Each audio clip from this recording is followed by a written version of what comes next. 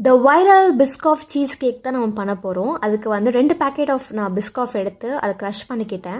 அதோடு சேர்த்து வந்துட்டு பட்டரோட எசன்ஸும் சேர்த்து மிக்ஸ் பண்ணிவிட்டு அதை நான் செட் பண்ண விட்டுட்டேன். அதுக்கு எந்த பவுலில் நீங்கள் வந்து அதை செட் பண்ணணும்னு நினைக்கிறீங்களோ அந்த பவுலுக்கு ட்ரான்ஸ்ஃபர் பண்ணிவிட்டு லேடாக ஆக்கி ஃப்ரீசரில் வச்சிட்டிங்கன்னா ஃபர்ஸ்ட் லேயர் ஓவர். செகண்ட் லேயருக்கு வந்து நான் க்ரீம் சீஸும் மில்க் மேட் அண்ட் க்ரீம் 3த்தையும் சேர்த்து பிளெண்ட் பண்ணி அதை வந்து செகண்ட் லேயருக்கு நான் வந்து இது பண்ணிக்கிட்டேன். அந்த பவுலை ட்ரான்ஸ்ஃபர் பண்ணிட்டு அதை ஒரு 1/2 அன் ஹவர் வந்து நான் ஃப்ரிட்ஜில் வச்சுக்கிட்டேன்.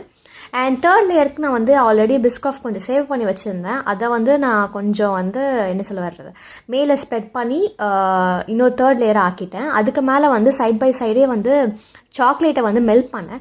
பட் நான் மெல்ட் பண்ணல, என்ன தப்பு பண்ணேன்னு தெரில. பட் எனக்கு ஒரு மாதிரி ரொம்ப தண்ணியாக வராமல் ஒரு மாதிரி திக்காக வர ஆரம்பிச்சிச்சு. ஸோ என்னால் ஸ்ப்ரெட் பண்ண முடியல. ஸ்ப்ரெட் பண்ணி பார்த்துட்டு மீதி உள்ள இடங்களில் வந்து பிஸ்காஃப் தூளை போட்டுட்டு சாக்கோ சிப்பை போட்டு ஃப்ரீசரில் வச்சுட்டேன்.